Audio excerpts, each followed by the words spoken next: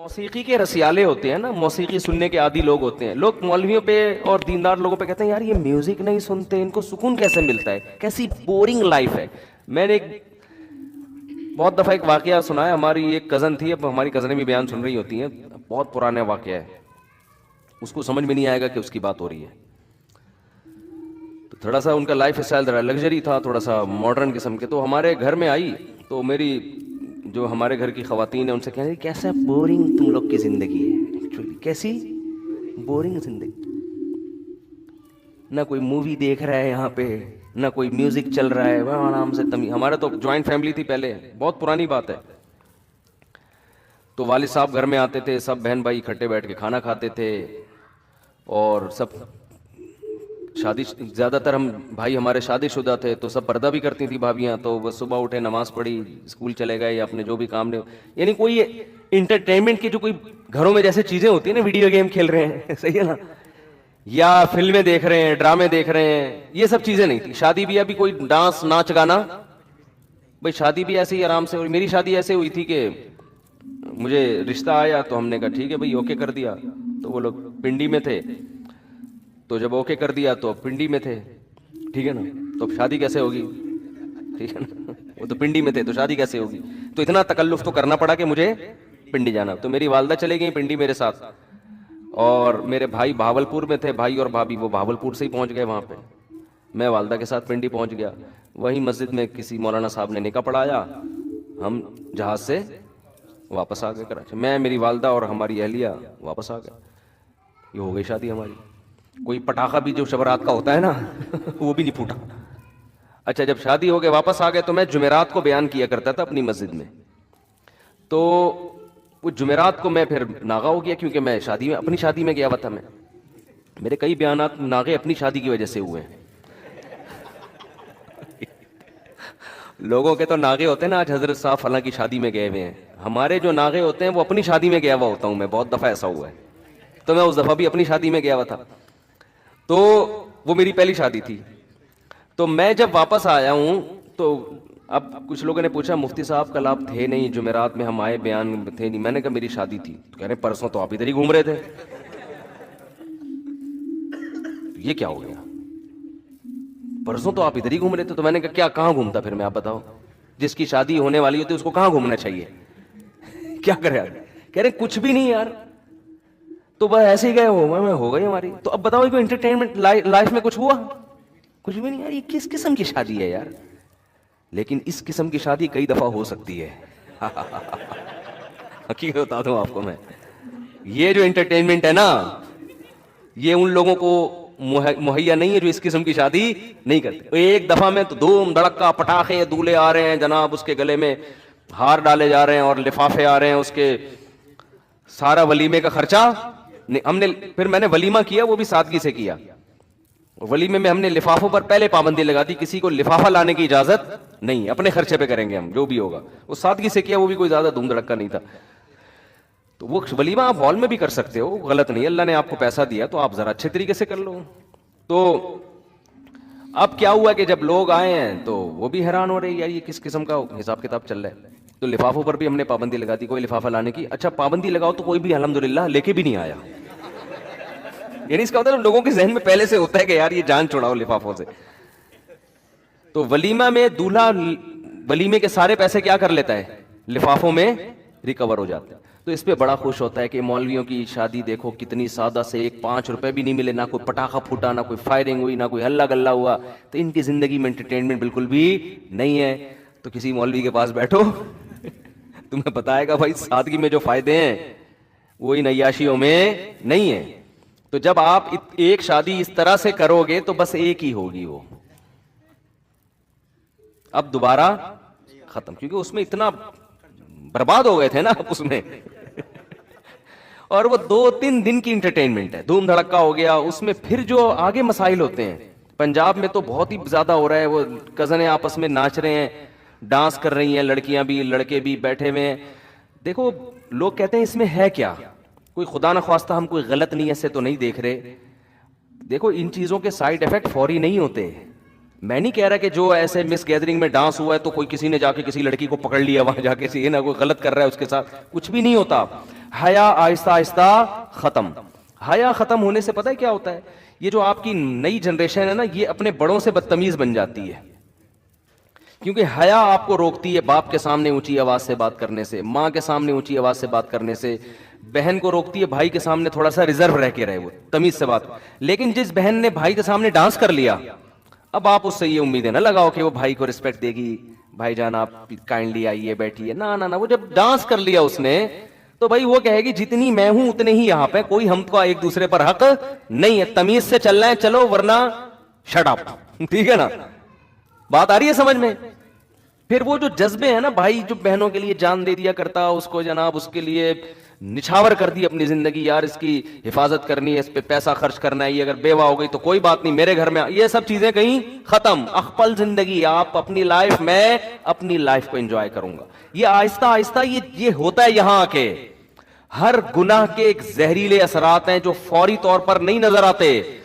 گورے سے یہی تو غلطی ہوئی ہے, اس نے کہا جو لبرل لوگ یہی تو غلطی کرتے ہیں, کہہ رہے کیا ہو گیا گانا سنتا ہے تو کیا ہو گیا, گانا سننے سے کیا ہو گیا, ڈانس کرنے سے, یہ جو بےہودہ قسم کے, ایک تو وہ اتنگ وتنگ ہوتا ہے بیچارے ہمارے کے پی کے والوں کا, وہ تو ویسے سادہ طریقے سے نا ایسے گول گول گھوم رہے ہوتے ہیں, وہ تو ڈانس ہی نہیں ہوتا نا, وہ تو ویسے ہی, تو وہ قبائلی ایک رقص ٹائپ کا ہوتا ہے, تو وہ تو ایک الگ چیز ہے. لیکن یہ جو پراپر, یہ جو, اب میں اس کو یہ نہیں کہہ رہا کہ وہ کیا کریں آپ لوگ, لیکن اس پہ یہ والا بیان نہ فٹ کر دیں کہ ان پہ فتوے لگا دیں جا کے, وہ کیا کر رہا ہے بیچارہ, تھوڑا سا ہل رہا ہے نا وہ شادی میں سادہ طریقے سے. تو ہر چیز کی ایک, بھائی سگریٹ کے جو اصول ہیں وہ چرسیوں پہ تھوڑی لگیں گے, چرس الگ چیز ہے, ہیروئن, میں ہیروئن کے خلاف بیان کروں, آپ سگریٹ والوں کو جا کے فتوے دینا شروع کر دو, تو وہ ایک الگ چیز ہے. کے پی کے میں یا بعض دیہات میں ہوتا ہے کہ وہ کیا ہوتا ہے کہ تھوڑا سا ڈھول رکھ کے نا, اتنگ کہتے ہیں اس کو, اتنگ کہتے ہیں نا, وہ تھوڑا سا اتنگ مار رہے ہوتے ہیں. وہ افغانستان میں سنا ہے کہ وہ جو مجاہدین تھے نا وہ بھی کرتے تھے, لڑائی سے پہلے نا مجاہدین کی عادت تھی افغانستان میں, جو نہیں رشیا کے خلاف لڑتے تھے, پھر یہ طالبان کا بھی سنا ہے, یہ لوگ کیا کرتے تھے کہ جب بھی جنگ سے پہلے نا تھوڑا سا ڈھول بجا کے یہ والا اتنگ کرتے ہیں, یہ تھوڑا سا گھومتے ہیں, یہ تھوڑا سا وہ کرنے کے لیے, اپنے آپ کو موٹیویٹ کرنے کے لیے کہ ہم کوئی جنگ کو ٹینشن ہی نہیں لے رہے. تو خیر, تو یہ جو ڈانس مانس آج کل ہو رہے ہیں, ان میں ہوتا کیا ہے, جب آپ کی حیا نکلے گی تو اب اس کے پھر آگے جا کے سائیڈ افیکٹ بہت خطرہ. ماں باپ کہتے ہیں ہماری بیٹیاں ہمارے کنٹرول میں نہیں. بھائی کنٹرول میں کیسے ہیں؟ جب ایک لڑکی اپنے والد کے سامنے ڈانس کر رہی ہے تو باپ کا مقدس رشتہ اور حیا ویا ختم. اب وہ نہیں ہوگا کہ وہ ابا کو, آپ اپنی بچیوں کو عادی بناؤ باپ کو دیکھ کے سر پہ دوپٹہ لے لیا کریں, وہ تو دیکھو آپ کا کتنا احترام کرے گی, آپ کی بات مانے گی, آپ کی مرضی کے خلاف نہیں چلے گی. اور یہ چیز ترقی میں رکاوٹ نہیں بنے گی. اگر جوان لڑکی اپنے ابا کو دیکھ کے تھوڑا سا سر پہ چادر لے لیتی ہے, یہ چادر نہیں لیتی, تھوڑا سا ریزرو ہو جاتی ہے کہ بھئی ابا آ رہے ہیں, تھوڑا سا گلے میں دوپٹہ لے لو, تو کیا اس سے ترقی کا کیا تعلق ہے بھائی؟ یعنی لوگ سمجھتے ہیں اگر ہم اتنی تہذیب اور تمدن کے ساتھ چلیں گے نا اپنے گھروں میں تو ہم تو انگریز کا مقابلہ کر ہی نہیں سکتے. ابے بھائی اس سے اللہ کی قسم کوئی تعلق نہیں ہے. یعنی ان چیزوں کے, یہ جو دماغ میں آپ لوگوں نے بٹھا لیا ہے نا کہ ہم اپنے گھر میں مذہبی ماحول لے کر آئیں گے تو ہمارے اچھے ڈاکٹر نہیں پیدا ہوں گے, اچھے انجینئر نہیں پیدا ہوں گے, میں آپ کو حلفیہ کہتا ہوں اس سے زیادہ اچھے پیدا ہوں گے. کیونکہ تمیز والا آدمی جو جس کی سوچیں دائیں بائیں نہ گھومتی ہوں وہ زیادہ اچھے طریقے سے پڑھ بھی سکتا ہے, زیادہ اچھے طریقے سے. دیکھو جامعۃ الرشید جب سے آیا ہے نا عصری تعلیم میں, ہمارے طلبہ کو جامعۃ الرشید نے جب سے کہا نا کہ ڈاکٹر بھی بنو, انجینئر بھی بنو, ایم بی اے بھی کرو, بی بی اے بھی کرو, یہ ساری ڈگریاں, الحمدللہ جامعۃ الرشید کا رزلٹ دوسری یونیورسٹیوں سے آگے ہے. حالانکہ یونیورسٹیوں میں کو ایجوکیشن ہے, استاذوں کا احترام ہے, مگر اتنا نہیں جو مدرسوں میں ہے. سمجھ رہے ہیں نا؟ وہ فلمیں بھی دیکھنے جاتے ہیں. مجھے تو خود یونیورسٹی کے لڑکے بتاتے ہیں اپنی گرل فرینڈ کے ساتھ سینما گھر چلے جاتے ہیں, ان کے ابا کو پتہ ہی نہیں ہوتا, ابا سمجھ رہے ہیں کہ بچی کہاں گئی ہوئی ہے, یونیورسٹی گئی ہوئی, تو ہم تو چلے جاتے ہیں فلم بھی دیکھ کے آ جاتے ہیں. تو وہ ساری آزادی وہاں دی ہوئی ہے, کوئی تنگ ماحول نہیں ہے. جامعۃ الرشید کا ماحول کیا ہے؟ تنگ ماحول ہے. وہاں گرل فرینڈ ہے ہی نہیں, سارے اپنے جیسے لڑکے داڑھیوں والے, وہ بھی وہی نظر آئیں گے اس کو. تو کوئی انٹرٹینمنٹ کا ماحول نہیں ہے. لیکن آپ رزلٹ دیکھو, الحمدللہ رزلٹ دیکھو آپ کبھی. ابھی تو اللہ کا شکر ہے پتہ نہیں 10-12 کمیشن آفیسر نیوی میں گئے ہیں جامعۃ الرشید کے, 2 साल पहले मैं मेरे शागिर्द भी हूं, मैं उनसे मिला हूं, मेरी एक तस्वीर भी यूट्यूब पे शाया हुई थी, आपने देखा होगा, नेवी के ऑफिसर खड़े हुए, बीच में मैं खड़ा हुआ हूं, तो उनमें ज्यादातर हमारे शागिर्द थे। तो ये दिमाग में ना आप लोगों ने खामखा में एक चीज बिठा ली है कि यार बिल्कुल ऐसा अय्याशी दे दो तो तरक्की ज्यादा होगी, तरक्की ज्यादा नहीं होगी। आप कह सकते हो अंग्रेज ने इतनी अय्याशी में कैसे तरक्की कर ली। ओ भाई, अंग्रेज अगर इतना अय्याश ना होता, इससे 10 गुना आगे निकल चुका होता, समझ रहे हैं ना। जैसे एक आलिम कहने लगे कि लोग कहते हैं ना, उलमा कहते हैं कि सूद हमारी मुआशी, सूद जो है ना, सूदी निजाम जिस कंट्री में होगा तो मईशत क्या हो जाएगी, बर्बाद। अब सवाल पैदा होता है फिर अमेरिका इतना पावरफुल क्यों है मईशत में, फ्रांस इतना पावरफुल क्यों है। वजह उसकी ये कि उन्होंने मईशत की तरक्की के और इतने असबाब इख्तियार किए हुए हैं कि एक सबब है ना सूद, वो तबाही का जरिया नहीं बन रहा। अगर वो सूद को भी खत्म कर दें अपने मुआशरे से, तो आज वो मुआशी जिस सतह पे पहुंचे हुए हैं उससे 10 गुना आगे जा चुके होंगे वो। हमारे यहां मुआशी तरक्की के कोई असबाब नहीं है, और सूदी निजाम से जो होनी चाहिए थी तरक्की वो भी नहीं हो पा रही। और तनजुल की तरफ करेंसी देख लो ना, 25 साल पहले का आप 10 रुपए उठा के, 10 लाख रुपए उठा के देखो, या 10 रुपए उठा के देखो, और आज देखो, जमीन आसमान का फर्क है, जमीन आसमान का फर्क। 25 साल पहले सोने की कीमत देख लो और आज कीमत देख लो, ये तो एक मुशाहिदे पर मबनी एक हकीकत है। तो जल्दी से बात को समेट के मैं खत्म करता हूं। इंसान धोखे में आता है अपनी मौजूदा हालत को देखकर, और वो ये समझ बैठता है कि मुझे कुछ भी होने वाला नहीं है। आप हर वक्त तैयार रहें, किसी को किसी भी टाइम पे कुछ भी हो सकता है, कुछ भी हो सकता है। फिरौन इसी चक्कर में आ गया था। तो फिरौन के दरबार में जो एक आदमी मुसलमान हुआ ना, जिसने अपना इस्लाम छुपाया हुआ था, उसने फिरौन को क्या कहा है, या कौमी लकुमुल मुल्कुल यौमा ज़ाहिरीन फिल अर्द, ऐ मेरी कौम देखो आज तुम्हारे पास बादशाहत है, आज तुम जमीन में गालिब हो।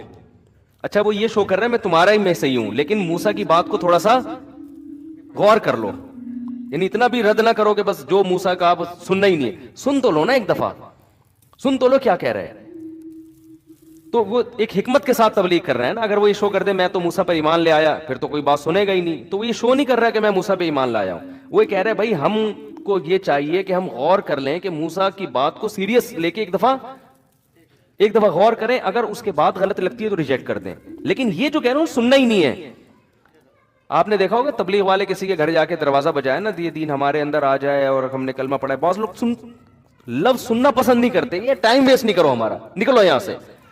भाई आप नहीं जाओ, थोड़ी देर सुन लो, कभी अकेले में बैठ के शायद गौर करने की तौफीक मिल जाए। यार कोई बंदा कोई बात कहकर गया है, कोई गलत ऐसा तो नहीं वो सही कह के गया हो। जो आदमी सुनना बर्दाश्त नहीं करता ना, अल्लाह उसको कभी हिदायत नहीं देते।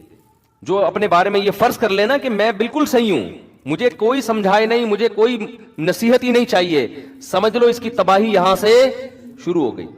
और जो आदमी अपने कान खोले रखता है, यार कोई बात मेरे फायदे की अगर बताओ तो मैं सुनता हूं, ठीक है मेरी समझ में नहीं आई तो मैं उसको मुसरत कर दूंगा। तो ये वो लोग होते हैं जिनमें तकब्बुर नहीं होता। बाज खतीब होते हैं, आप उनको जाके बताना चाहो ना, सर आपने बयान में ना मुझे, तुम कौन होते मुझे समझाने वाले, समझ लो अब ये गलतियां करना शुरू करेगा, अब ये फेंकता रहेगा और ये बर्बाद हो जाएगा। तो जिस आदमी ने अपना लचक रखी होती है कि भाई मेरे में कोई गलती हो तो बता दो, तो ठीक है वो गलती ना माने लेकिन सुन ले, गौर कर ले। इसी तरह एक गुजारिश करूंगा आप लोगों से, देखो मेरे पास मियां बीवी के केसेस बहुत आते हैं, इसलिए मैं बार बार ये टॉपिक लेकर आता हूं। और ये तो हर घर का मसला है ना। जब बीवी आपको बोला करे ना आपके अंदर ये खराबी है, मर्द में गड़बड़ ये होती है वो सुनता नहीं है। मर्द में गड़बड़ क्या होती है, वो सुनता नहीं है। तो ना मानो बेगम की, लेकिन एक दफा गौर से सुन के गौर कर लो, कहीं यार ये सही तो नहीं कह रही। अक्सर मर्दों में ये होता है कि अगर बेगम ने या ससुर ने या सास ने दामाद को बोल दिया कि बेटा आप जो है ना ये जरा सही नहीं कर रहे, एकदम तैश में आ जाता है। ये तैश में आना तकब्बुर है, ये इसकी अलामत है। देखो ये हो सकता है कि वो गलत कह रही हो, सास आपकी, हो सकता है आपके ससुर साहब गलत कह रहे हो, ऐन मुमकिन है। ये हो सकता है कि बेगम आपकी गलत कह रही हो, तो कहने तो दो ना यार उसको, है ना। सुन लो यार, आराम से सुन लो, बोलो अच्छा गौर करूंगा मैं। हमारे यहां बड़ा मसला ये, और ये तो मैंने अब तो देखा है कि बड़ा जब छोटे को नसीहत करता है तो छोटा भी तैश में आ जाता है। शरीयत तो ये कहती है छोटा अगर बड़े को कोई बात बता दे तो बड़ा भी तहम्मुल से सुन ले कि यार शायद सही कह रहा हूं, लेकिन हमारे यहाँ क्या हो रहा है, बड़ा अगर छोटे को कहेगा ना, बाप अगर बेटे से कहेगा कि बेटा देखो तुम्हारे अंदर ये बात ठीक नहीं है, तो बेटा फौरन गुस्से में आ जाता है। तो ये अगर आपने अपने आप को ये समझ लिया है कि आप बुराई प्रूफ हैं, आप बुरे हो ही नहीं सकते, आप गलत हो ही नहीं सकते, तो भाई आप ठीक होके भी फिर गलत हो। समझ रहे हो ना, अल्लाह की नजर में आप ठीक होके भी क्या हो, बेशक हो सकता है वो बुराई आपके अंदर ना हो, लेकिन जो आप सुनने का आपके अंदर तहम्मुल नहीं है, तो इसकी अलामत है आप क्या हो। देखो हम अपने हिसाब से किसी को देखते हैं कि ठीक है या नहीं, अल्लाह अपने हिसाब से देखता है। मैं आपको एक मिसाल देता हूं, हदीस में आता है नबी सल्लल्लाहु अलैहि वसल्लम ने फरमाया, दो भाई थे पिछली उम्मतों में, एक बहुत परहेजगार था, एक गुनाहगार था। जो परहेजगार जो था ना, वो गुनाहगार को समझाता था, यार तू ये क्यों कर लिया कर, वो सुनता रहता था, अच्छा भाई ठीक है कोशिश करूंगा, फिर ठीक नहीं होता था, लेकिन सुनता था, तकब्बुर में नहीं आया कि तू कौन होता है मुझे समझाने वाला है भाई, अच्छा भाई ठीक है। फिर वो उसने कभी किसी दिन कहा तो कहा यार ठीक है यार, अल्लाह माफ कर देगा यार। तो एक दिन बड़ा समझा रहा था छोटे को या दूसरे भाई को, तो इसने कहा कि यार अल्लाह माफ करने वाला है। इसने कहा अल्लाह की कसम खुदा तुझे माफ नहीं करेगा, अल्लाह की कसम खुदा तुझे माफ नहीं करेगा। नबी सल्लल्लाहु अलैहि वसल्लम ने फरमाया, अल्लाह को इतना गजब आया, अल्लाह ने फरमाया ऐनल मुतअल्ली अलल्लाहि अल्लाह यगफिर लि फुलान, मेरे ऊपर कौन कसम उठा के कह सकता है कि मैं मग़फ़िरत नहीं करूंगा। अल्लाह ने दोनों को मौत दी, उसको बख्श दिया जो गुनहगार था, और इसको जहन्नम में डाल दिया अल्लाह ने। आप कह सकते हैं यार एक बात पर सारी नेकियां खत्म हो गई उसकी, बज़ाहिर तो लगता है ना माज़ अल्लाह को ये जुल्म तो नहीं हो रहा। असल बात ये कि उन नेकियों की बेस क्या थी, वो नेकियां तो तकब्बुर की बेस, वो नेकियों की बेस ही गलत थी। वो समझने लगा था कि मैं जो नेक अमाल कर रहा हूं जन्नत वाजिब हो चुकी है, ठीक है ना मेरे लिए, और इस पर जहन्नम। तो जब आपके ये कॉन्सेप्ट ही गलत है, तो इसका मतलब अल्लाह की नजर में वो गुनहगार नेक तो नहीं था, लेकिन आपसे ज्यादा नेक था वो, क्योंकि आपकी नेकियों की बेस ही गलत थी। आपको तो नेकी करनी चाहिए थी भाई, हम अल्लाह को खुश करने के लिए कर रहे हैं, अल्लाह अपने फजल से नेक लोगों को जन्नत में दाखिल करता है, अल्लाह पर लाजिम नहीं है, मैं तो नेक करके भी मैं अल्लाह का शुक्र कहां अदा कर रहा हूं। आपको ये सोच के करना चाहिए था। और दूसरे पे आपने जो अल्लाह पे कह दिया कि अल्लाह मगफिरत कर ही नहीं सकता। ये इसकी मिसाल ऐसे जैसे कोई किसी से चंदा मांगने के लिए जाए, उसकी मर्जी दे ना दे। एक आदमी किसी सेठ साहब के पास गए जो बड़े सखी थे, जो हर एक को लुटाया करते थे ना, बड़े सखावत, और उनको अपनी सखावत पे बड़ा नाज भी था। आपने क्या किया कि एक आदमी उन सेठ साहब के पास चंदा लेने के लिए गया, इत्तेफाक से उस दिन सेठ साहब ने उसको किसी मसलहत से नहीं दिया, मना कर दिया। आपको जब पता चला, आपने कहा कि वो सेठ तो बड़ा कंजूस आदमी है। अब आएगा सेठ को गुस्सा, आई बात समझने। सेठ क्या करेगा, उसको फकीर को जिसको रद्द किया था ना बुलाएगा और ब्लैंक चेक पकड़ा देगा उसको। बोले भाई इसने मेरे पे कंजूसी का जो ताना लगाया ना, ये ताना मैं बर्दाश्त नहीं करूंगा। मैंने तो तुझे किसी मसलहत से नहीं दिए थे पैसे, लेकिन अब उससे बड़ी मसलहत आ गई है कि मुझे कंजूसी का ताना दिया जा रहा है, ये ले, इस पे करोड़ों रुपए लिख दे, करोड़ों तेरे हो गए। तो वो आदमी तो मुस्तहिक नहीं था करोड़ों का, लेकिन जो सेठ होता है ना, जो कंजूसी के ताने को बर्दाश्त नहीं करता, वो अपने आप से इस ताने को खत्म करने के लिए उसको करोड़ों का मालिक बना देगा कि अब कह के बता के मैं कंजूस हूं। यहां भी यही हुआ है, क्योंकि अल्लाह जवाद और करीम है ना। अल्लाह बुखल और कंजूसी का ताना बर्दाश्त नहीं करता। अल्लाह ये ताना बर्दाश्त नहीं करता कि मैं रहीम और करीम नहीं हूं, सही है ना। ये ताना अल्लाह को बर्दाश्त नहीं है। अब अल्लाह गुनहगार को सजा दे रहा है, उसमें उसकी मसलहत है, उसका कानून यही है कि गुनाह होगा, वजह और मसलहत क्या है, अम नजअलुल मुत्तकीन कल फुज्जार। अल्लाह फरमाता है अगर मैं सारे गुनाहगारों को बख्श दूं, सजा ही ना दूं, तो जो गुनाह से बचे हैं और जो गुनाह करने वाले हैं वो सेम हो जाएंगे।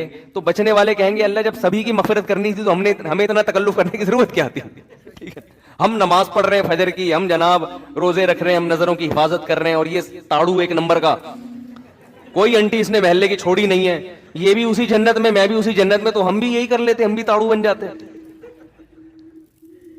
तो कुरान कह रहा है अम नजअलुल मुत्तकीन कल फुज्जार। ये कैसे हो सकता है कि मैं नेक लोग और परहेजगारों को एक जैसा ठिकाना दे दूं। तो आम उसूल अल्लाह का यही है, गुनहगार को मिलेगी सजा, वो सजा भुगतने के बाद जन्नत में जाएगा, और नेक आदमी وہ پہلے ہی جنت میں جائے گا، اور جنت میں جائے گا بھی اونچے درجات میں. تو قانون یہی ہے. اب اسی قانون کے مطابق اللہ تعالیٰ چاہتے کیا کرتے، جو بھائی گناہگار تھا اس کو کیا ملنی چاہیے تھی؟ سزا. اصول تو یہی تھا.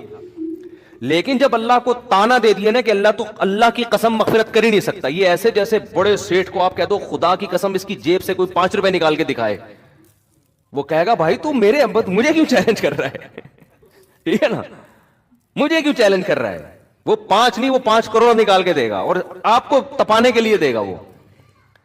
تو یہاں کیا ہوا ہے، اللہ کو یہ تانا دے دیا کہ وہ رحم نہیں کر سکتا، بندوں کو معاف نہیں کر سکتا. تو اب اللہ کو کی جو صفت ہے نا، جو غیرت والی صفت، وہ صفت جوش میں آئی ہے کہ میرے کو یہ کہہ دیا میں کسی گناہگار کو بخش نہیں سکتا، میں بخشوں گا اس کو. ٹھیک ہے نا، میں بخشوں گا، کر لے کیا کرنا ہے تو نے.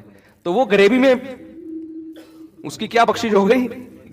اس نے آخرت میں بھائی سے گلے مل کے کہے گا یار نیکیاں تو نے کی ہیں، فائدہ کس کو پہنچا دیا؟ تو اللہ بھی کہے گا بھائی تو بخشنے کے قابل نہیں تھا، لیکن ہم نے تو یہ اپنے آپ سے، میں یہ تانے کو بری کرنا چاہتا ہوں کہ میں گناہگار کی مغفرت ہی نہیں کر سکتا. یہ تانا مجھے، جیسے یہودیوں نے کہہ دیا تھا نا، قرآن میں آتا ہے کہ یہودیوں نے کہہ دیا اللہ کے بارے میں، جب نبی صلی اللہ علیہ وسلم ہجرت کر کے مدینہ گئے نا، تو یہودیوں کی معیشت بھی بیٹھنا شروع ہو گئی، کیونکہ لوگ مسلمان ہو رہے تھے، اس طرف آ رہے تھے، تو یہودیوں کے کچے چھٹے ختم ہونا شروع ہو گئے. تو یہودیوں نے کہنا شروع کر دیا ید اللہ مغلولہ، اللہ کے ہاتھ تنگ ہے، ایسے ترسا کے دیتا ہے. اللہ کو اتنا غصہ آیا کہ قرآن میں اللہ نے آیتیں نازل کی، وقالت الیہود ید اللہ مغلولہ، یہودی کہتے ہیں اللہ کے ہاتھ بندھے ہوئے ہیں.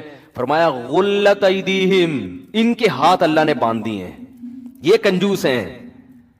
بل یداہ مبسوط، جیسے ہم جب کسی کو تانا دیتے ہیں نا، کوئی آپ کو بولے کہ تو چور ہے، کہ تیرا باپ چور ہے، ہم کہتے ہیں نا، کیا خیال ہے؟ چور ہوگا تیرا باپ، ایسے ہی کہتے ہیں کہ نہیں کہتے؟ اگر تھوڑا غصہ آئے تو آپ بولیں گے میں چور نہیں ہوں، اس کی علامت ہے کہ آپ چور ہیں. کیونکہ جو بالکل چور نہیں ہوتا نا، وہ چوری کا تانا اس کو تھوڑی سنتا ہے. اگر آپ باقی چور وہ چوریاں کرتے تھے، کسی نے آ کے بول دیا یار تم تو چور ہو، تو آپ کہیں گے نہیں ڈرنے لگو، نہیں بھائی میں چور نہیں ہوں، بھائی میں چور نہیں ہوں، ایسے کرو گے نا. لیکن اگر آپ نے زندگی میں کبھی مسجد سے چپل بھی نہیں چورائی، غلطی سے بھی کسی کی چپل پہن کے گھر گئے، چوری کے الزام سے بالکل دور، پھر اگر کوئی آپ کو آ کے کہتا ہے تو چور ہو، تو پھر آپ کو آئے گا غصہ، کیونکہ آپ کی غیرت جاگ اٹھے گی. پھر آپ بولے تیرا باپ چور ہوگا، چور ہوگا، چور ہو گئے، تیرا دادا چور ہے، تمہاری نسلیں، یہ ہوتا ہے نا، ایسا ہی آتا ہے نا. تو اللہ چونکہ جواد اور کریم ہے نا، بہت خرچ کرتا ہے. تو اللہ نے یہودیوں کو صرف یہ جواب نہیں دیا. یہودی نے کہا کہ اللہ کے ہاتھ بندھے ہوئے ہیں، اللہ نے کہا بالکل غلط کہہ رہے ہیں، نہیں، قرآن میں ایسی آیت نازل کرتے ہیں یہ جھوٹ بول رہے ہیں، ایسا بالکل بھی نہیں ہے، غلط بیانی سے کام لے رہے ہیں، میں تو بڑا سخی ہوں، دیکھو میں نے سورج پیدا کیا، میں زمین سے، پھر اللہ اپنی کبریائی بیان کرنا شروع کرتے تو میں نے تو زمین سے یہ چیزیں پیدا کی. نہ یہ اسٹائل، اس موقع پر یہ انداز بلاغت کے خلاف ہوتا کہ اللہ اپنی نعمتیں گنوانا شروع کر دیتا، یہ بلاغت کے خلاف ہوتا. اللہ نے بتایا کہ مجھے بخل کا تانا برداشت نہیں ہے. کیوں؟ جو جواد اور کریم ہوتا ہے نا بہت زیادہ، وہ کنجوسی کا تانا بالکل بھی برداشت نہیں کرتا، وہ تو غیرت کا مسئلہ بنا لیتا ہے، یہ اس کی علامت ہوتی ہے، اس کو بہت بڑا جرم سمجھتا ہے. یہ دیکھو آپ کسی گورے کو بول دو کہ تو یار بد نظری کرتا ہے، تو آنکھ مٹکا کرتا ہے لڑکیوں کا، وہ کہے گا تھینک یو، وہ کہے گا بھائی آپ کا بہت شکریہ، اب صرف اتنا سا کرتا ہوں میں بھائی، کیونکہ ان کے ہاں سے زیادہ ہو رہا ہے، وہ کہیں یہ کیا ہے، اس کو جرم نہیں سمجھے گا. لیکن آپ یا کسی گورے کو زانی کہہ دو، ابے تو شادی کے بغیر کسی لڑکی سے تیرے تعلقات ہیں، کہ میری باڈی ایکچولی میری مرضی، میں جو مرضی کروں، وہ اس کو اتنا بڑا مسئلہ نہیں سمجھتے. لیکن گورے کے سامنے یہ بتاؤ کہ فلاں آدمی اتنا اچھا ہے کہ وہ کہہ رہا ہے بھائی میں تو میری پہ بلیو کرتا ہوں، میں تو شادی کر کے، وہ کہہ کہ چلو یار اچھا بہت تہذیب یافتہ آدمی ہے، وہ ویری گڈ کہہ کے نکل جائے گا بدلی گلی سے، ٹھیک ہے نا، کہ یار چلو اچھا ہے، ایسے لوگ بھی کچھ مارکیٹ میں 2-4 عجائب گھر میں رکھنے کے لیے ہونے چاہیے، ٹھیک ہے، کہ جو بھی شادی پہ بلیو کرتے ہیں، اچھا ہے ہمارے عجائب گھر اس سے چلتے رہیں گے. جیسے وہ چرچوں کے قائل ہیں کہ بھئی ایک قدیم ایک روایات ہیں کہ ایک مذہب کا بالکل ہی عنصر ختم ہو جائے تو ایک تو بالکل ہی روایات ہی ختم ہو جائیں گی نا، تو 2-4 پادری عجائب گھر میں رکھنے کے لیے ہونے چاہیے تاکہ پتہ چلے ہم اصل میں کرسچن ہیں. تو یہ سب چیزیں وہ رکھتے ہیں مینٹین، کہ ہمارا کلچر ختم نہ ہو. ہر اچھی قوم یہ کام کرتی ہے، کلچر کو باقی رکھنے کی کوشش کرتی ہے. تو خیر اب کیا ہے کہ لیکن آپ یہاں کسی پرہیزگار آدمی، کوئی بزرگ ہوں جو ہر وقت بد نظری کے خلاف بیان کرتے ہوں، وہ تو آپ ان کو بولو کہ یہ تاڑو ہے، ابھی زانی بھی نہیں کہا، اس کو ایسا غصہ آئے گا، وہ کیوں، وہ اس جرم کو بہت بڑا جرم سمجھ رہا ہے، تو وہ کہے گا تیرا باپ تاڑو ہوگا تو اپنا ڈی این اے کرا جا کے، تیرے تو نسب پہ مجھے شک ہے، ایسے ایسے تانے دینا شروع کر دے. یہ بلاغت ہوگی اس موقع پر. تو یہ غصہ آنا اس کی علامت ہوگی کہ آپ اس تانے کو ہلکا نہیں سمجھتے. اس موقع پر ہمیشہ نہیں ایسا ہوتا، بعض دفعہ مصلحتاً انسان خاموش رہتا ہے کہ یار لوگ تو بولتے رہتے ہیں، اب ہر ایک کو جواب دیں گے تو مصلحتاً ایک الگ بات ہے، لیکن نارملی جواب کا اسٹائل یہ ہوتا ہے. تو اللہ میاں نے جب یہودیوں نے کہا نا کہ اللہ کے ہاتھ بندھے ہوئے ہیں، تو اللہ نے یہ نہیں کہا کہ نہیں میرے ہاتھ بندھے ہوئے نہیں ہیں، دیکھو میں تو خربوزہ پیدا کیا، میں نے تو کھجور پیدا کی، میں تو اتنا کھلا رہا ہوں، اتنا پلا رہا ہوں صبح شام. نا نا نا نا، اللہ نے جواب دی، کیونکہ اللہ کو یہ تانا پسند نہیں ہے. اللہ نے کیا فرمایا؟ غلت ایدیہم، ان کے ہاتھ بندھے ہوئے ہیں. یہ کنجوس ہے ایک نمبر کے، اور آج بھی کنجوس ہیں یہودی. غلت ایدیہم ولعنوا بما قالوا، اور جو انہوں نے کہا اس پر ان پر لعنت ہے. بل یداہ مبسوطتان، اللہ کے، دیکھو یہودیوں نے کہا تھا اللہ کے ہاتھ، دونوں ہاتھ نہیں کہا تھا، حالانکہ دونوں ہاتھ ہی بندھے ہوئے ہوتے ہیں نا جب کسی کے ہوتے ہیں، لیکن اللہ نے یہ نہیں کہا اللہ کے ہاتھ کھلے ہوئے ہیں، نا بل یداہ، اللہ کے دونوں ہاتھ، کیونکہ ہاتھ کا لفظ ایک پر بھی اطلاق ہوتا ہے، دو پر بھی ہوتا ہے. تو یہ شبہ ہو سکتا تھا شاید اللہ نے ایک ہاتھ پیچھے کیا ہوا ہے، دوسرے ہاتھ سے اپنے بندوں کو دے رہا ہے. تو اللہ نے دونوں کا تذکرہ کر دیا. بل یداہ مبسوطتان، اللہ کے دونوں ہاتھ ایسے کھلے ہوئے ہیں. ينفق کیف یشاء، جیسے چاہتا ہے بندوں پہ خرچ کرتا ہے. کیوں؟ ہم جب کسی پہ خرچ کرتے ہیں تو جیسے چاہتے ہیں ویسے کر نہیں سکتے ہم، کیونکہ ہمیں ڈر ہوتا ہے کہ یار ہمارے پاس کہیں ختم نہ ہو جائے. اللہ کہتے ہیں مجھے یہ خوف نہیں ہے، جیسے چاہتا ہوں اپنے بندوں پر خرچ کرتا ہوں. تو یہ خود اللہ کے جواد اور کریم ہونے کی علامت. ایسا جواد اور کریم خدا ہو اور آدمی کہہ رہا ہو دوسرے کے بعد تیسرا بچہ ہوا تو کھائے گا کہاں سے؟ تو باتیں کرنے پر گورنمنٹ کی طرف سے کوئی پابندی نہیں ہے. آپ کہہ لو اللہ بہت کریم ہے، اللہ آپ کے عمل سے دیکھے گا کہ مجھے کریم سمجھتا بھی ہے کہ نہیں سمجھتا. اب یہ بھائی نے ماشاءاللہ داڑھی رکھی ہوئی ہے، عراق گئے نا یہ، تو داڑھی کی وجہ سے ان کی جاب نہیں ملی ان کو. انہوں نے کہا کہ بھائی داڑھی کاٹنی ہے، تو انہوں نے مجھے فون کیا، میں نے کہا داڑھی کاٹنا جائز نہیں ہے، آپ دوسری جاب تلاش کر لو. انہوں نے چھوڑ دی جاب. تو جو آدمی اللہ کو کریم سمجھے گا کہ یار خزانے کس کے ہاتھ میں ہیں؟ اللہ کے، وہ حرام کی طرف نہیں جائے گا. لیکن ہم کیا ہو رہا ہے کہ سارے گناہ کر کے، تو سب گناہ کر کے ہی آپ نے اگر کمانا ہے تو پھر اللہ کریم کا کیا مطلب ہوا؟ گورا کہتا ہے تم بھی اسباب پہ یقین کرتے ہو، میں بھی اسباب پہ یقین کرتا ہوں، تم بس اللہ کو کہہ دیتے ہو کہ وہ رزق دینے والا ہے، تو میں بھی کہہ دیتا ہوں، تو فرق کیا ہو گیا؟ کافر میں مسلمان میں فرق یہ ہے کہ مسلمان اسباب اختیار کرتا ہے روزی کے، لیکن ناجائز کی طرف نہیں جاتا. کیوں؟ وہ کہتا ہے اسباب سے نہیں ہے، رزق دینے والا کون ہے؟ اللہ ہے. پھر بھی اگر رزق نہ ملے نا تو سمجھ لو کہ اللہ کی مصلحت میرے ساتھ یہی ہے، وہ مجھے آزمانا چاہتا ہے. کیونکہ جس کے پاس ہو وہ نہ دے رہا ہو تو کوئی مصلحت ہوتی ہے نا. باپ کی جیب میں پیسے بھرے ہوئے ہیں، بچہ جیب خرچی مانگ رہا ہے، باپ نہیں دے رہا، اس کا یہ مطلب نہیں ہے کہ بھائی باپ ظالم ہے. باپ کچھ اور چاہ رہا ہے، باپ چاہ رہا ہے تمہارے لیے بڑی پراپرٹی خرید لے، اس سے باپ چاہ رہا ہے کہ تمہاری عادت نہ خراب ہو جائے، تم کہیں عیاشیوں میں نہ پڑ جاؤ. تو کوئی مصلحت سے نہیں دے رہا تو اسی میں خیر ہے. تو بعض دفعہ اللہ کسی کو زیادہ روزی دے دیتا ہے، بعض دفعہ کسی کو تنگ روزی دیتا ہے کسی مصلحت سے. جس کی روزی تنگ کر دی وہ اسی میں خوش رہے کہ اسی میں میری خیر ہوگی. تو بات کو ختم کرتا ہوں میں.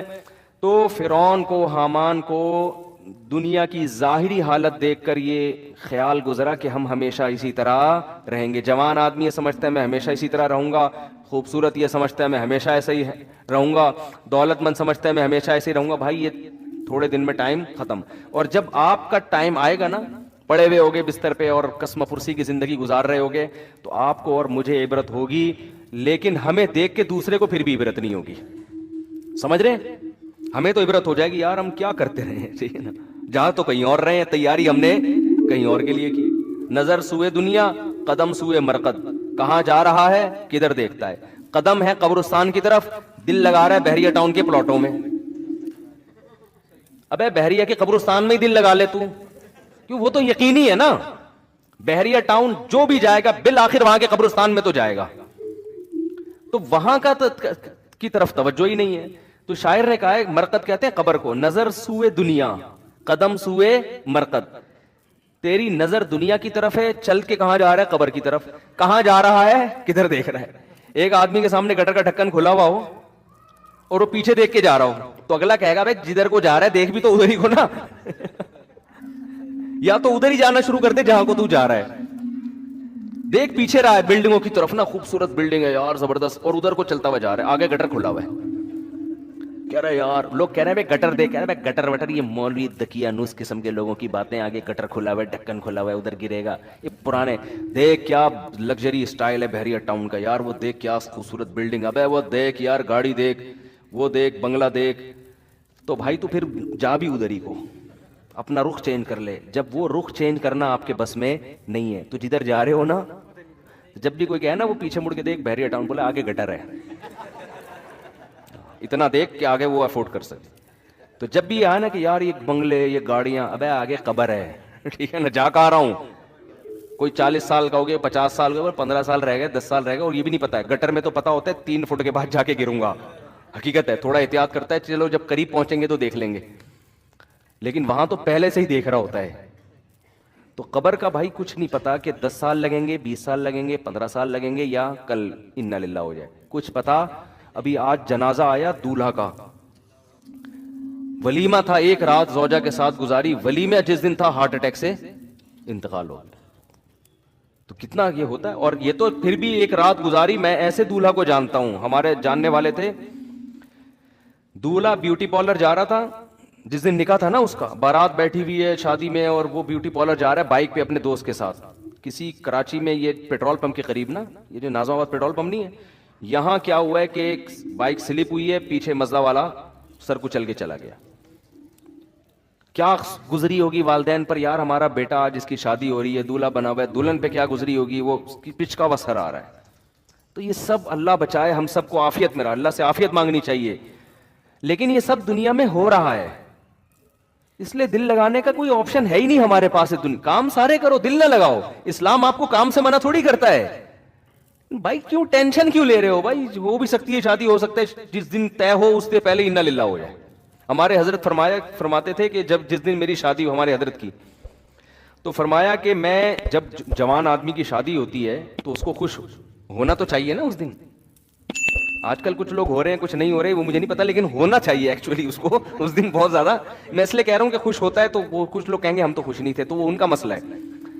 تو ویسے نارملی انسان کو خوش ہونا چاہیے. تو حضرت نے فرمایا کہ میری جب شادی ہوئی نا, اور جو نظر کی حفاظت کرنے والے لوگ ہیں, جو پاک دامن لوگ ہیں, ان کو نکاح میں لذت بھی اللہ نے زیادہ رکھی ہوتی ہے. تو حضرت فرماتے ہیں کہ میں جب گھر والوں کے پاس جانے لگا تو میں نے دل میں سوچا کہ اگر اس وقت موت کا فرشتہ آئے اور کہ چل بھائی آخرت کے لیے, تو تیرے دل پہ کیا گزرے گی. ہے بھائی, آدمی اصولی طور پر شاید ہم جیسے نالائق ہوتے ہیں, ہم کہتے ہیں اللہ 3-4 دن تو مہلت دے دے, اتنے عرصے کے بعد پہلی دفعہ شادی ہو رہی ہے. طارق مسعود صاحب ہوتے تو چلو کوئی مسئلہ نہیں تھا, کئی دفعہ ہو چکی تھی پہلے بھی. ارادہ بھی ایک کا ہو, حضرت کا تو ایک ہی کا ارادہ تھا, ایک ہی کی انہوں نے, وہ تو دوسری کے, وہ تو کہتے تھے یہ جس نے کوئی غم نہ ہو, جیسے کہتے ہیں نا بکری پال لے. تو کیا حالت ہوگی. اور پاک دامن, اور ہمارے حضرت کی صحت بھی بڑی زبردست تھی. میرے شیخ حضرت مفتی رشید احمد صاحب رحمہ اللہ تعالیٰ لدھیانہ کے, پنجاب کے تھے, سب صنوبر کے تنے جیسا ان کا قد تھا ماشاءاللہ, بہت زبردست صحت حضرت کے. جب بھی کئی واقعات ہیں حضرت کے, جب بھی تو نہیں کہہ سکتا, واقعات ہیں. انوار الرشید میں جو ان کی کتاب ہے اس میں لکھے ہوئے ہیں کہ کلائیاں توڑی ہیں پھڈوں کے دوران, ٹھیک ہے نا, پہلوانوں کی کلائیاں توڑی ہیں, تھے دبلے پتلے. تو لیکن جب ان کی لڑائیاں ہوئی ہیں نا پھڈوں کے دوران, پہلوان کی کلائیاں توڑی ہیں, 2-3 پہلوانوں کی, کسی کی کلائی توڑ دی, کسی کا سیٹنگ آؤٹ ہو گئی, بھاگ گئے وہ. تو بہت زبردست فائٹ کرنا جانتے تھے, بڑی خاندانی صحت رکھی ہوئی تھی.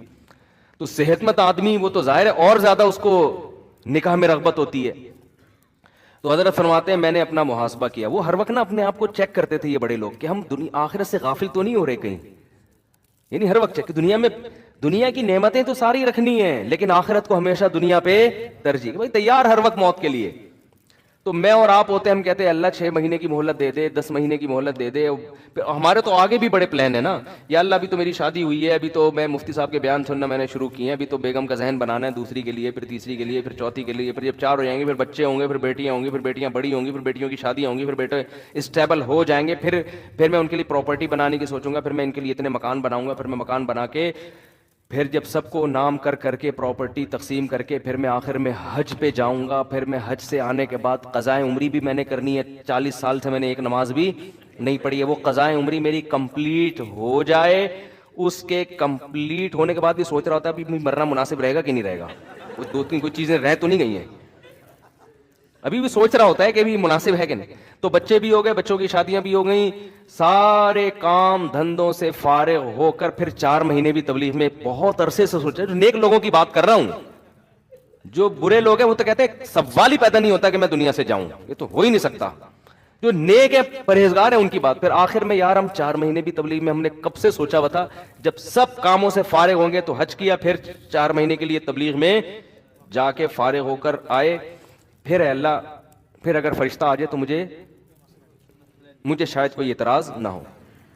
یہ بہت نیک آدمی کی بات کر رہا ہوں, تھوڑا سا بھی ہوگا کہہ کہ پھر بھی نہیں, صحیح ہے نا, پھر بھی نہیں. تو ہم میں سے ہر شخص نے یہی پلان کیا ہوا ہے. 4 کا شاید نہیں کیا ہوا لیکن ایک میں ہی کہ بچے ہوں گے, پھر بیٹیوں کی شادی ہو جائیں گی, پھر حالانکہ بچے بھی ایک آدھ ہو رہے ہیں کہ کیا پلان کرنا ہے یار ان 2 بچوں کے لیے, تو نے چھوڑ دے ان کو یار, چھوڑ دے ان کو, یہ خود ہی پل جائیں گے. پلان کرنے کے لیے بچے تو ہوں یار, مزہ تو آئے یار. 25-30 بچے ہیں, آدمی پلاننگ کر رہا ہے یار, یہ والا کوئی تبلیغ میں بھیج دو, اس کو انجینئر بنا دو, اس کو آرمی میں بھیج دو. مزہ بھی آتا ہے پلان کرتے ہوئے. آپ کہو گے اتنے وسائل کہاں سے آئیں گے, ہو جائیں گے, ٹھیک ہے نا, اللہ نے چاہا. تو پلان کرنے کا مزہ بھی جب آتا ہے جب آپ کے پاس ہول سیل کے حساب سے اولاد ہو. پھر آدمی سوچتا ہے اس کو رکشے پہ لگا دے, اس کو WR, ایک کنڈکٹر WR کا بھی گھر میں ہونا چاہیے. اس کو ڈاکٹر بناؤں گا, اس کو میں سائنٹسٹ بناؤں گا, اس کو میں فوج میں کمیشن آفیسر بھیجوں گا, اس کو میں تاجر بناؤں گا. پلان کرنے میں مزہ آتا ہے. ایک آدھ بچہ ہے, تو نے جو بننا ہے نا بن کے بتا دینا مجھے کیا بننا, خود ہی اطلاع دے دینا. تو پلان نہیں ہوتا. خیر, تو ہمارے حضرت کا کیا سوچ, فرماتے ہیں میرا نکاح ہوا, میری رخصتی ہو گئی, تو میں سوچ رہا ہوں کہ اگر اس موقع پر موت کا فرشتہ آئے تو مجھے دھچکا تو نہیں لگے گا کہ یار تھوڑا ٹائم مانگ لوں. حضرت فرمایا الحمدللہ. میں بار بار دل کو ٹٹولا, میں نے کہا نہیں, مجھے مرنے میں کوئی غم نہیں, کوئی غم انشاءاللہ نہیں ہوگا. صحیح ہے نا, یہ شریعت ہم سے یہ چاہتی ہے, شریعت ہم سے یہ چاہتی ہے. تو ہم لوگ اس پہ ہیں نہیں. تو یہ بن جائے تو اس کا سب سے بڑا فائدہ ہے زندگی خوشی میں. وہ میں موسیقی کی بات پھر اگلے بیان میں کروں گا انشاءاللہ, کہ جو کہتے ہیں نا موسیقی لائف میں بورنگ, وہ جو ہمارے کزن کا میں بتا رہا تھا نا, یہ بورنگ لائف. تو بات یہ ہے کہ جس لائف کو آپ بورنگ سمجھ رہے ہو نا, خوشیاں اسی میں ہیں. اور جس لائف کو آپ سمجھ رہے ہو نا انٹرٹینمنٹ, وہ ایسے انٹرٹینمنٹ ہے جیسے چرسی کو, ہیروئن کو چرس پیتے ہوئے مزہ آتا ہے, بس وہ چرس کے دوران ہی آتا ہے, اس کے بعد پھر ختم. پھر وہ زیادہ ڈپریشن میں جاتا ہے. چرسی, آپ کو پتا ہے جو لوگ چائے نہیں پیتے ان کو غصہ کم آتا ہے, چائے پینے والوں کو زیادہ. میں بھی پیتا ہوں چائے, عادت پڑی ہوئی ہے, لیکن کوئی بہت زیادہ یعنی بہت زیادہ فرق نہیں ہے. چائے تو سب سے کم درجے کا ہے نا, کیفین. نہ پیو تو اچھا ہے, پی رہے ہو تو میں نے 2-3 ڈاکٹر سے کہا, انہوں نے کہا یار سٹا نہیں لگا رہے, چرس نہیں پی رہے, تو چلو یار اتنا مارکیٹ میں چلتا ہے. اور مجھے چائے کی عادت لوگوں نے ڈالی ہے, میں نے چھوڑ دی تھی, 1 سال چائے چھوڑ دی تھی, فضول چیز ہے, کیا کرنا ہے پی کے. بہت ہنسی خوشی زندگی گزر رہی تھی. پھر وہ لوگوں نے پلا کے نا, ہمارے KPK کے لوگ سخی اتنے ہیں کہ اگر چائے نہیں پیو نا تو پھر یہ دمبا کھلاتے ہیں. پیٹ بھرا ہوا ہے نہیں کھا سکتا دمبا بھائی, کہہ رہے ہیں پھر کولڈ ڈرنک پلاتے ہیں. کہہ رہے ہیں ہمارے یہاں مہمان آیا, یہ کیسے ہو سکتا ہے کہ یہ خالی پیٹ چلا ہے, تیرا باپ بھی کھائے گا. حقیقت ہے, ہمارے مہمان آیا یار خالی پیٹ چلا جائے. ابے بھائی میں اس کا بھی تو مہمان تھا, ادھر میں دمبا چربی میں کھا کے آیا ہوا ہوں, وہاں میں نے کولڈ ڈرنک بھی پی لی, لسی بھی پی لی, بھائی میں پھٹ پھٹا کے مر جاؤں گا. کہہ رہے ہیں ہمارے, ہم لوگ سوچیں اپنے بچوں کو کیا بتائیں گے یار, ہمارے مہمان آئے, اور یہ تو غیرت کا مسئلہ ہے. تو چائے سب سے کیا ہے, ہلکی چیز. ہم کہتے بھائی تو چائے بنا کے لے آئے, ورنہ کولڈ ڈرنک تو اس سے زیادہ خطرناک ہے, لسی کی جگہ نہیں ہے پیٹ میں. تو مجبوراً پھر لوگ بھی ایسے ہی ہیں. تو یعنی جو پنجاب میں جاؤ تو ہر جگہ, پھر ہم نے کہا یار یہ اس سے پاکستان میں بچنا ہم میرے جیسے آدمی کے لیے ممکن نہیں ہے, پی لے. ٹھیک ہے نا, کیا ہے کیا ہو جائے. لیکن حقیقت بتاؤں, میں نے جب 1 سال چائے چھوڑی رکھی تھی نا, تو مجھے ہو گیا تھا کہ جو میرے اندر ہر آدمی میں کچھ نہ کچھ غصہ تو ہوتا ہے نا, وہ بھی ختم ہو گیا تھا, یعنی غصے والی بات پہ بھی نہیں آ رہا تھا. وجہ کیا ہے کہ چائے بھی آپ کو ریلیکس کرتی ہے نا, تو جب آپ کو ریلیکس کرتی ہے تو پھر آپ اس کے عادی ہو جاتے ہیں, پھر آپ کو کوانٹٹی بڑھانی پڑتی ہے. تو یہ ہر چیز میں ایسے ہی بڑھاتے بڑھاتے, لیکن وہ کیونکہ بہت کم درجے کا نشہ ہے, وہ بہت زیادہ پیتے رہو تو جا کے ہوتا ہے, اور اس سے چھوڑنا بھی کوئی اتنا مشکل کام نہیں ہے, 3-4 دن تک 8-10 دن تک اثر ہوگا, پھر نارمل ہو جاؤ گے. لیکن جو زیادہ نشے کی چیزیں ہیں نا وہ بڑی ڈینجرس ہوتی ہیں. اس میں چرسی ہیروئن زیادہ ڈپریشن میں ہوتے ہیں, حالانکہ وہ ڈپریشن ختم کرنے کے لیے پی رہے ہوتے ہیں. صحیح ہے نا, ابے بھائی تو ڈپریشن ایک ہمارے محلے میں ایک بندہ تھا, وہ سگریٹ پیتے تھے, وہ 55-60 سال ان کی عمر, ان کے پھیپڑوں میں بلغم بہت پیدا ہوتا تھا, ٹی بی ہو گئی ان کو, وہ سگریٹ پیتے تھے تو بلغم نکلتا. ڈاکٹر کہہ رہے ہیں یہ سگریٹ چھوڑ دے, وہ کہہ رہے ہیں ڈاکٹر صاحب جب سے سگریٹ پیتا ہوں تو بلغم اکھڑتا ہے. اب جب نہیں پیتے تو وہ اور تکلیف ہوتی تھی. ڈاکٹر نے کہا یہ پیدا سگریٹ کی وجہ سے ہو رہا ہے, جب پینا چھوڑ دو گے تھوڑے دن تکلیف ہوگی, یہ پیدا ہونا ہی ختم. لیکن سگریٹ پینے والے کی کھوپڑی میں یہ بات نہیں آتی, وہ سمجھتا ہے سگریٹ پی کے میں ریلیکس ہو جاتا ہوں. ابے بھائی جو سگریٹ نہیں پیتا وہ پیے بغیر ریلیکس ہوتا ہے, ٹھیک ہے نا. جو تیری کنڈیشن سگریٹ پینے کے بعد بنتی ہے نا, تجھے خوشی محسوس ہوتی ہے, وہ جو اس کو سگریٹ کی عادت نہ ہو وہ سگریٹ کے بغیر وہ خوشی محسوس کرتا ہے. تو موسیقی اور یہ انٹرٹینمنٹ کا بھی یہی ہے کہ جو ان چیزوں کے عادی ہو گئے ان کو خوشی کے لیے یہ چیزیں چاہیے, نہیں ملیں گی تو ٹینشن میں جاتے ہیں.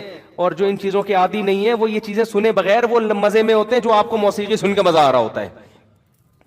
یہ بات کھوپڑی میں لوگوں کی آ نہیں رہی ہے. تو یہ پھر کبھی کسی اور موقع پر انشاءاللہ اس پر میں تفصیلی بات کروں گا.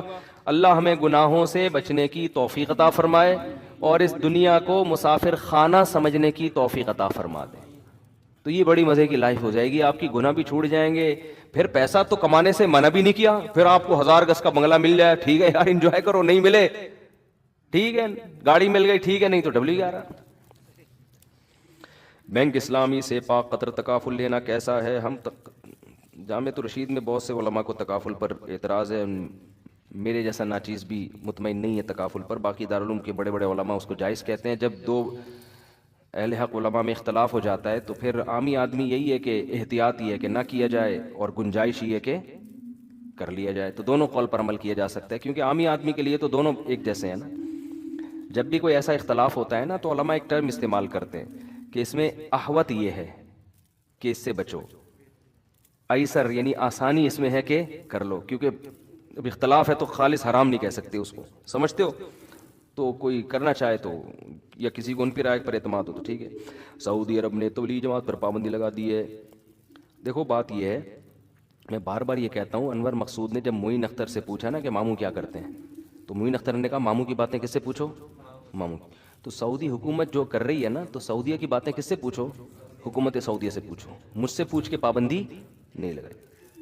آئی بات سمجھ. تو وہ پروگرام کا میں نے کلپ دیکھا تھا, بہت جگہ فائدہ ہوا, بہت جگہ فائدہ ہوا, گھر میں بھی فائدہ ہوا. میرے گھر والے مجھ سے کچھ پوچھ رہے ہوتے ہیں نا کہ وہ کیا کہہ رہا تھا, میں نے کہا ماموں کی باتیں کس سے پوچھو, ماموں سے پوچھو. تو یہ مسجد میں بھی فائدہ ہوا, لوگ مجھ سے آگے پوچھ رہے ہوتے ہیں. میں کہتا ہوں بھائی معین اختر سے ہم نے ایک چیز سیکھی ہے. اس کے شارٹ کلپ میں انور مقصود نے پوچھا کہ ماموں کیا کرتے ہیں, اس نے کہا ماموں کی باتیں ماموں سے. پھر جب بہت زیادہ پوچھا اس نے کہا ماموں گالیاں دیتے ہیں, یہ کرتے ہیں. غلط کیا بھائی, اللہ تعالیٰ تبلیغی جماعت پہ پابندیوں کو ہٹائے. سعودی عرب میں حضرت صدر اسلام مفتی رفیع عثمانی صاحب کی طبیعت ناساز ہے. بھائی بہت بڑے سرمائے ہیں علماء کے لیے, پاکستانی علماء کے لیے, خاص طور پر پاکستانی عوام کے لیے. حضرت مفتی تقی صاحب کے بڑے بھائی ہیں, خصوصی دل سے دعا کریں اللہ ان کو شفائے کامل عاجل عطا فرمائے. عام بینک میں جو کہ اسلامی بینک نہیں ہے, پیسے جمع کروائیں زکوٰۃ نکالتے وقت سودی رقم الگ کر لی گئی ہے, تو یہ سودی رقم کہاں دے سکتے ہیں, کسی بھی غریب کو دے سکتے ہیں بغیر ثواب کی نیت سے. انڈیا سے مہمان آئے آپ سے ملاقات کرنے, ادھر ہی جب بیان ختم ہو مسافہ کر لینا بھائی, ابھی بہت تھکاوٹ ہوتی ہے. اور کوئی بات جلدی سے مختصر کسی نے پوچھنی ہو مجھ سے جلدی سے پوچھ لیں. یہ تو ہو چکے ہیں نا, یہاں سے کسی نے کوئی سوال پوچھنا ہو اسپیڈ کے ساتھ. ہائے ہائے ہائے, جس آدمی کا عقیدہ شرکیہ ہو اس کے پیچھے نماز نہیں ہوتی. اب یہ خود فیصلہ کریں کس کا شرکیہ ہے کس کا شرکیہ نہیں ہے. جی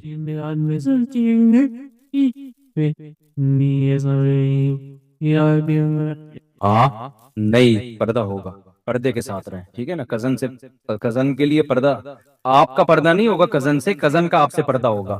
پردہ مرد کا نہیں ہوتا, پردہ عورت کا ہوتا ہے. جی یہ والا نہیں ہوئے, اچھا میں سمجھا ہو گئے. حضرت والا کراچی کے ٹریفک سے تنگ آ گئے ہیں، رانگ سائڈ ٹریفک بہت آتا ہے، کچھ پتہ نہیں ہوتا کہ کون کہاں جا رہا ہے، کبھی صبر کا پیمانہ لبریز ہونے لگتا ہے، ڈر لگتا ہے کہ بائک سے اتر کر کسی کو پھوڑ نہ دوں، بے صبرا ہو جاؤں اور جس پر غصہ آ رہا ہے اس کو دو چار رکھ دوں۔ وہ بھی رکھے گا، جب آپ دو چار اس کے رکھیں گے تو 8 10 وہ بھی رکھے گا، اتنا نیک تھوڑی کوئی ہوتا ہے کہ آپ اس کے رکھیں اور وہ کچھ بھی نہ کہ وہ تھینک یو کہہ کے چلا جائے۔ باقی آپ نئے نئے کراچی میں آئے ہیں میرا خیال ہے آپ کا مسئلہ ہی کس نے پوچھا ہی نئے آئے ہیں کراچی میں، ہاں تو وہ تھوڑے دن میں عادی ہو جائیں گے۔ پھر جو تمیز سے ڈرائیونگ کر رہا ہوگا اس پہ آپ کو غصہ آئے گا، ابے کم بخت، یعنی آپ بولو گے ابھی یہ تو جو اسپیڈ لمٹ ہے اس کے اندر اندر کیوں چل رہا ہے تو یہ آپ کو تھوڑے دن میں سیٹ ہو جائیں گے۔ ہوتا ہے جب نئے نئے کوئی کراچی آتا ہے تو شروع میں ایسا ہوتا ہے۔ دیکھو یہ کراچی کے جو کھڈے ہیں نا، یہ اللہ کی بہت بڑی رحمت ہے، اس کو عذاب مت سمجھو، حقیقت بتا رہا ہوں میں، اس سے کھانا ہضم ہوتا ہے۔ کراچی میں پیٹ کے مسائل بہت زیادہ ہیں، کراچی کی سڑکوں میں اسپیڈ بریکر زیادہ ہیں، سڑک کم ہے، کھڈے زیادہ ہیں، تو یہ اس کا فائدہ ہو رہا ہے، بہت فائدہ ہو رہا ہے اس سے۔ میں جب بھی کراچی آتا ہوں الحمدللہ کمر ومر کے سارے مورے اپنی جگہ سیٹ ہو جاتے ہیں، یہ تھوڑے دن میں سیٹ ہو جائیں گے انشاءاللہ۔ حضرت آپ نے فن والوں کے ساتھ اسٹوڈیو میں بیٹھ کر فنی ویڈیو دیکھی تھی جس میں عربی گانا بھی تھا اور میوزک بھی، تو کیا آپ اس بات کے قائل ہو گئے ہیں کہ فنی ویڈیو میں میوزک ہو سکتا ہے؟ مجھے تو پتہ بھی نہیں کہ فنی کچھ چل بھی رہا تھا اس میں، بعض دفعہ بیک گراؤنڈ میں میوزک چلا رہے ہوتے ہیں، وہ نہیں چلانا چاہیے، لیکن وہ میوزک مقصد نہیں ہوتا، وہ میوزک مقصد نہیں ہوتا، اپریشیٹ نہیں کرنا چاہیے اس میوزک کو، لیکن وہ جیسے آپ خبریں سن رہے ہیں پیچھے BBC سنتے ہو تو پیچھے میوزک چلتا ہے نا، اب یہ تھوڑی کہ BBC سننا ہی حرام ہو جائے گا، تو ایسے ہی وہ آج کل تو ہر جگہ بیک گراؤنڈ میں کچھ نہ کچھ چلا رہے ہوتے ہیں، تو وہ نہ سنا کریں، خود بخود آ رہا ہے تو آنے دیں، اتنی سختی نہیں کرو اسلام میں یار، لوگ پتہ نہیں کیا کیا کر رہے ہیں، ڈسکو کلب میں جا کے ڈانس کر رہے ہیں اور کیا کیا ہو رہا ہے مارکیٹ میں، آپ نے بالکل ہی اس کو اتنا زیادہ پابندیاں لگا دیں۔ اس زمانے میں جو گنجائش کا پہلو ہے نا وہ نکالنا چاہیے، جو بھی مفتی معاشرے کی سوسائٹی کو سمجھے گا وہ گنجائش کے پہلو کو ہمیشہ ترجیح دے گا، جو اسلام کے بیسک چیزیں ہیں ان کو لوگ اگر چھوڑ دیں تو یہ بھی غنیمت، تو اس زمانے میں یہ بھی کافی ہے، تو اٹھا کے چوم کے رکھ لے بس قرآن پاک، نہیں کوئی ہدیہ نہیں۔ اب یہ جو فوجی لوگ پریڈ کرتے ہیں یہ بغیر میوزک کے ہو سکتی ہے؟ یعنی کچھ فتوے ایسے ہوتے ہیں جو مارکیٹ میں دینا آسان ہے، لیکن جب آپ کے پاس گورنمنٹ آئے گی تو وہ نہیں چلے گا، وہ پریڈ کرتے ہوئے جا رہے ہیں خاموشی سے، ایسا تھوڑی ہوتا ہے۔ کچھ جنگ کے موقع پہ دف بجانا یا موٹیویشن کے لیے اس طرح کی چیزیں، یہ تو فقہا نے بھی لکھا ہے جائز ہے، تو اس کی میوزک میں یہ کر لینا چاہیے کہ جو گانے بجانے کے میوزک ہیں یہ تو بالکل حرام ہے، اور وہ میوزک جو موٹیویشن کا ذریعہ بن رہا ہے ملی نغموں میں یا پریڈ وغیرہ کے دوران، اس کو ناپسندیدہ کہتے ہیں، مکروہ کہتے ہیں، اس کے لیے وہ کبیرہ الفاظ وہ والے استعمال نہ کریں جو بالکل ایک ڈسکو کلب میں جا کے انسان ناچ رہا ہوتا ہے نا۔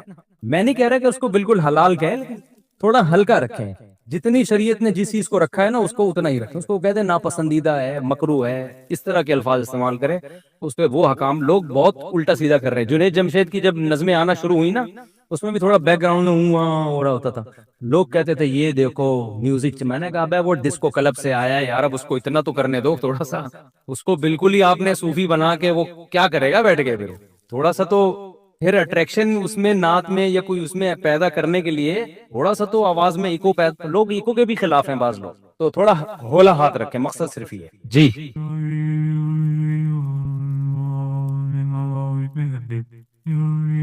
ہاں اچھا میں چندہ نہیں دیتا ایسے، ہاں نہیں یہ مسائل کا سیشن ہے نا، یہ تو پورے مشورے لے رہے ہیں آپ، یہ تو آپ خود فیصلہ کریں، ٹھیک ہے۔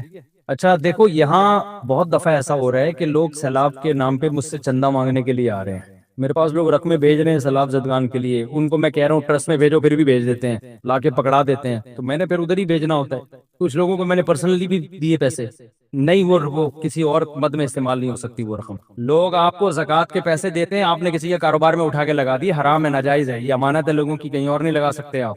ایک شرط میں لگا سکتے ہیں کہ آپ کے اکاؤنٹ میں آپ کے 1 لاکھ روپے پڑے ہوئے ہیں اور آپ کو کسی نے 1 لاکھ روپے زکوٰۃ کے دیے، تو یہ ہو سکتا ہے کہ آپ کا وہ 1 لاکھ زکوٰۃ کے کر لیے میں نے اور یہ 1 لاکھ میں استعمال کر رہا ہوں، اب وہ والے میں کسی غریب کو دے دوں گا، تو یہ تو کیونکہ پیسے بدل رہے ہیں نا آپ، تو یہ تو اس میں کوئی نقصان نہیں ہے۔ یا یہ ہو سکتا ہے کہ جی جو اکاؤنٹ میں پیسے تھے وہ زکوٰۃ کے تھے اور آپ کے پاس جو پیسے آئے وہ پرسنل تھے، تو آپ نے کہا یہ پرسنل پیسے جو ہیں یہ میں زکوٰۃ میں دے رہا ہوں، فقیر آ گیا ہے اور وہ جو تھے وہ میرے ہو گئے، تو یہ جب ہے جب بیک اپ پہ اتنے پیسے آپ کے پاس پڑے ہوئے ہوں، اگر بیک اپ پہ پیسہ ہی نہیں ہے پھر جائز نہیں ہے، لوگ کیا کر رہے ہیں, خیانتیں کر رہے ہیں کہ 1 لاکھ روپے زکوٰۃ کے آپ کے پاس آئے اور آپ نے کیا کیا کہ جی چلو میں ابھی استعمال کر لیتا ہوں, پھر میرے پاس بھی جب آئیں گے نا اپنے پیسے تو میں زکوٰۃ میں ڈال دوں گا. یہ جائز نہیں ہے, یہ امانت میں خیانت ہے, گناہ ملے گا آپ کو اس کا. وہ اپنا بزنس بھی کر رہے ہوتے ہیں لوگ. اچھا, سیلاب زدگان کے نام پہ بہت سے لوگ آتے ہیں مجھ سے مدد طلب کرنے. دیکھو ہم نے ایک طریقہ بنایا ہوا ہے, اس کے بغیر ہم کسی کی مدد نہیں کرتے, کیونکہ کراچی میں فراڈی بھی بہت دبا کے گھوم رہے ہیں. ہر تھوڑے دن میں میرا مکان ٹوٹ گیا, ہمیں کیا پتا تیرا مکان ٹوٹا ہے کہ نہیں ٹوٹا. تصویریں لوگ بھیجتے ہیں, ہمیں کیا پتا بھائی تو اپنے گھر کی بھیج رہا ہے, کسی کی تصویریں نیٹ سے اٹھا کے بھیج رہا ہے. تو اس کا ہم نے ایک طریقہ بنایا ہوا ہے کہ ہمارے جامعہ کے طلبہ پورے ملک میں پھیلے ہوئے ہیں, جو جس علاقے میں وہ وہاں کا سروے کر کے رپورٹ دیتا ہے ہمیں کہ اس گاؤں میں اتنے متاثر ہیں, اس گاؤں میں اتنے متاثر ہیں. ان کی پوری, اب جامع رشید جائے, میں پوری ڈاکومنٹری بناؤں گا انشاءاللہ اس پہ کہ ایک ایک جگہ کی کیلکولیشن انہوں نے کی ہے بڑی خاندانی طریقے سے. جامع رشید نے خاندانی کام کیا ہے بہترین, کہ کس گاؤں میں کتنے لوگ متاثر, کہاں کتنے لوگ متاثر, ان کے مہینے کے راشن کا کتنا خرچہ ہے اور کس چیز کی نیڈ ہے, ضرورت ہے, مچھردانی ہے بہت, اور یہ اپڈیٹ کرتے رہتے ہیں. تو بڑا خاندانی کام ہے. تو ہم پھر انہی کے ساتھ تعاون کرتے ہیں کہ بھائی آپ جو ہے نا ایسے نہیں کوئی بھی اٹھ کے آ جائے. بعض لوگ کہتے ہیں ہو سکتا ہے وہ مستحق ہو, بھائی ہو تو بہت کچھ سکتا ہے دنیا میں, لیکن زیادہ تر فراڈی ہوتے ہیں اس میں جو غلط. تو ہم لوگوں کی امانتیں ایسے کیوں ضائع کریں.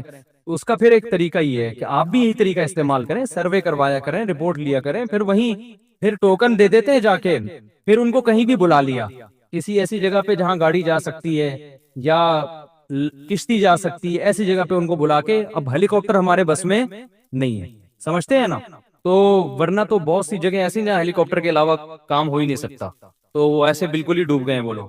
تو اس طرح سے کام کریں. ہلر در میں اتنی بدنظمی ہو رہی ہے کہ کئی ٹرسٹ بیچارے جن کو پراپر سروے نہیں ہے, ایک آدمی کو 6 مہینے کا راشن دے دیا, اس کے پڑوس میں بھوکا مر رہا ہے, جو جا رہا ہے اس کو ڈبے دے کے آ رہا ہے, دوسرا بھی اسی کو دے کے آ رہا ہے, تیسرا بھی ان کو پتہ ہی نہیں کہ یہ پہلے 10 لوگوں سے لے چکا ہے. تو ڈسٹریبیوشن میں بہت گڑبڑیں ہو رہی ہیں.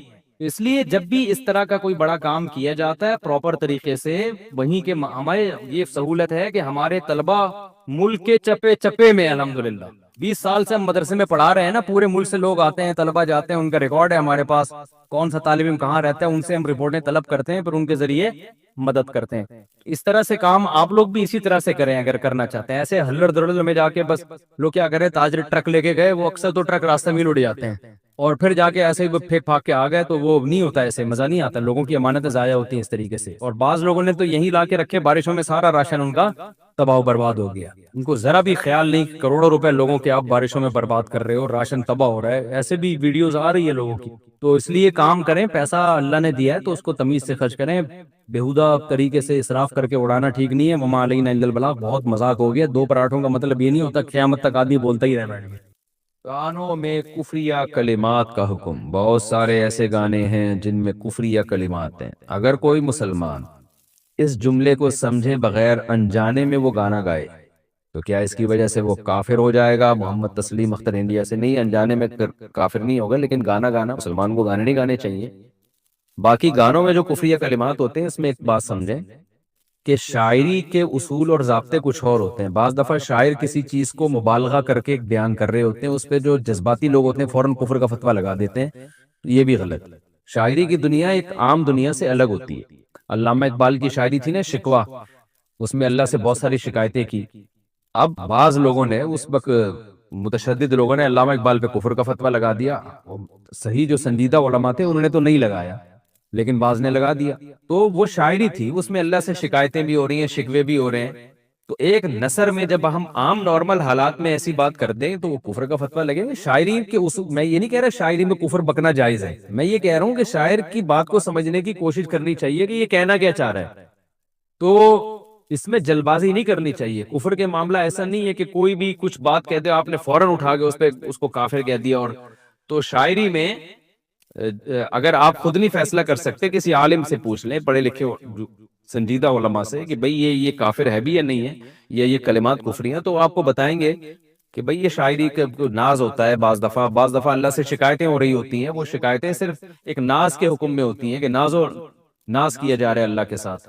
تو اس میں جلد بازی سے کام نہیں لینا چاہیے فتویٰ لگانے میں اور کفریہ کافر کہنے میں کسی کو. مذہبی لوگوں میں بعض دفعہ بڑی شدت آ جاتی ہے, اس سے بڑے مسائل کھڑے ہو جاتے ہیں. تو واضح طور پر جب کفری بات ہوگی یا بے ادبی کی بات ہوگی پھر بہرحال اس کو غلط کہا جائے گا. لیکن گھما پھرا کے جیسے وہی ہے نا چپل پہ اللہ لکھا ہوا ہے, کچھ لوگوں نے لا کے دکھا, کہ وہ نہیں لکھا ہوا تھا چپل پہ اللہ, خدا نا کون لکھے گا بھائی چپل پہ اللہ, تو مجھے لا کے دکھایا وہ یوں یوں بن رہا ہے. تو بھائی ایسے لکیروں سے آپ بادل میں تصور کر کے دیکھیں نا, آپ فرض کریں گے اللہ لکھا ہوا ہے تو اللہ نظر آئے گا آپ کو, آپ فرض کریں گے کہ کوئی بھالو بنا ہوا ہے تو بھالو نظر آئے گا آپ کو. تو کچھ لوگوں کے دماغ میں کچھ ایسی سافٹ ویئر بیٹھ جاتے ہیں کہ وہ ہر چیز میں ان کو الٹی چیز ہی نظر آ رہی ہوتی ہے. تو ایک ہمارے دوست اچھے خاصے پڑھے لکھے بہت لڑے مجھ پہ کہ یہ اللہ لکھا ہوا ہے. میں نے کہا یہ اللہ نہیں لکھا ہوا, چپل کے تلوے پہ نہیں لکھا ہوا, بہت لڑے. تو وہاں کسی عمارت پہ وہی ڈیزائن ہمیں نظر آیا, میں نے کہا کیسا خوبصورت ڈیزائن ہے, کہہ رہے زبردست. میں نے کہا غور کرو یہ اللہ لکھا ہوا ہے. تو کہاں لکھا ہوا ہے, میں نے کہا پھر چپل کا ڈیزائن, اور میں نے کہا دیکھو وہ ایک ہی ڈیزائن تھا. تو چونکہ وہاں وہ اس نیت سے دیکھ نہیں رہے تھے تو ان کو ڈیزائن لگا, چپل کے نیچے جھانک جھانک کے وہ دیکھ رہے ہیں کہ کیا لکھا ہوا ہے, تو ان کو لگا کہ اللہ لکھا ہوا ہے. تو اس میں وہم بھی ہوتا ہے. تو جہاں واقعی بے ادبی ہو, گستاخی ہو, وہاں تو ٹھیک ہے, لیکن اس میں وہم کا شکار